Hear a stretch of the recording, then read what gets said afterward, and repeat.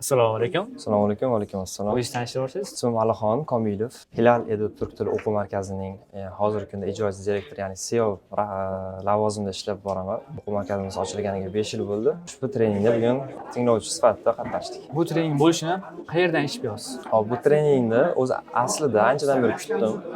Ya'ni Ahrorxo'ja akani yaqin bir 6 oydan yoki 7 oydan beri kurslarni kutdim. Ya'ni qachon boshlanadi, qachon trening o'tadilar.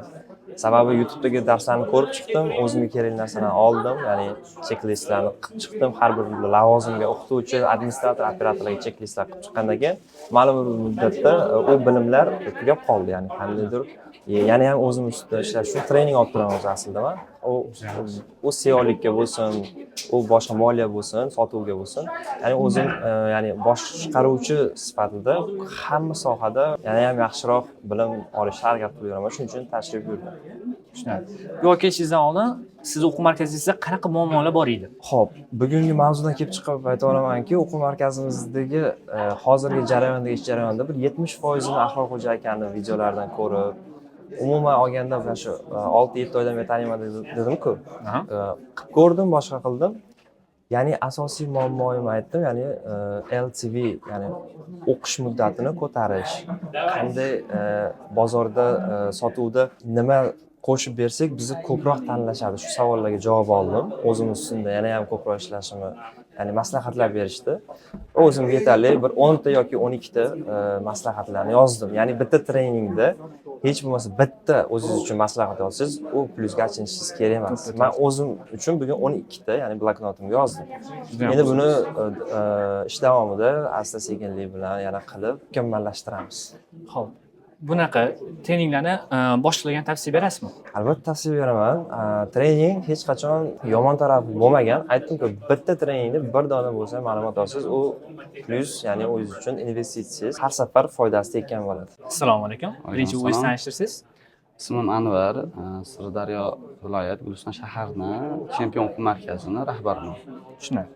Bu treningni qayerdan eshitib kelyapsiz? Ustozimiz bo'ladilar, Ahrorxo'ja aka. Bu treningni asosan Instagramda ko'rib eshitib keldik. Xo'p.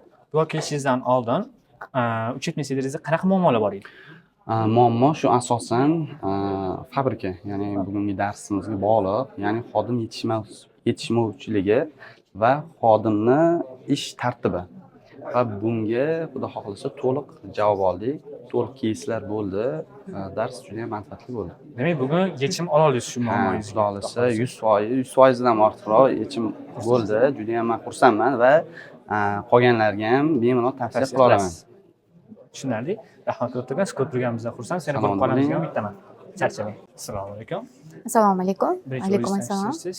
Men Mahmudova Naima, Easy School o'quv markazining asoschilaridan biriman. Bu treningga уже ikkinchi marta kelishim, ikkinchi marta ustoz bilan ko'rishim. Juda ham ko'p bilimlar oldim. Xudo xolasa, keyingi treninglar, kurslarda o'qish niyatim bor, inshaalloh. Bu trening haqida qayerdan eshitib kelyapsiz? Ustozi уже ancha yildan beri kuzataman. Instagramda ko'rganman. 2 yil oldin ham bu treninglarga kelib qatnashganman. Offline darslarda qatnashganman, bularni konsultatsiyalarini olganman anchadan beri. Har bitta olgan bilimimni, insaytlarimni o'quv markazimda ishlatib ko'rganman. Menga juda ham katta foyda berganlar. O'shaning uchun ham bugungi treningga kelib turibman. Bu yerga kelishingizdan oldin siz o'quv markazingizda qanaqa muammolar bor edi?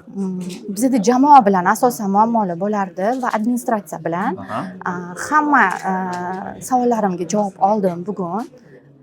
Administratsiya bilan ham, jamoa bilan ham bo'ladigan muammolarga yechim topdim. Bu treningga boshqa odamlarga tavsiya berasizmi? Albatta, ko'pchilik o'quv markazi ochishadi va tez yopilib ketadi. Buni sababi albatta bilimsizlik, tajribasizlik. Albatta men aytmoqchimanki, kelib birinchi o'rinda bilim olish kerak, keyin esa o'quv markazi boshqarish yo'liga o'tish kerak. Rahmat o'rtagan. Charchamaysiz, ko'p Sog' bo'ling. yana kelib Sog' bo'ling. Assalomu alaykum. Birinchi o'zingiz haqingizda ma'lumot bersangiz, ya'ni tanishtirsangiz. Men Qashqadaryo viloyati Shaxsabz shahridan keldim. Total English o'quv markazi rahbariman. O'quv markazim 5 yillik, 5 yildan buyon faoliyat yurg'izib kelamiz. Lekin bu treningda men juda ko'p narsalarni o'rgandim. Boshqalarga ham tavsiya beraman. Qadamma-qadam o'rganadigan juda ko'p narsalarimiz bor ekan. Juda kuchli, foydali trening bo'ldi.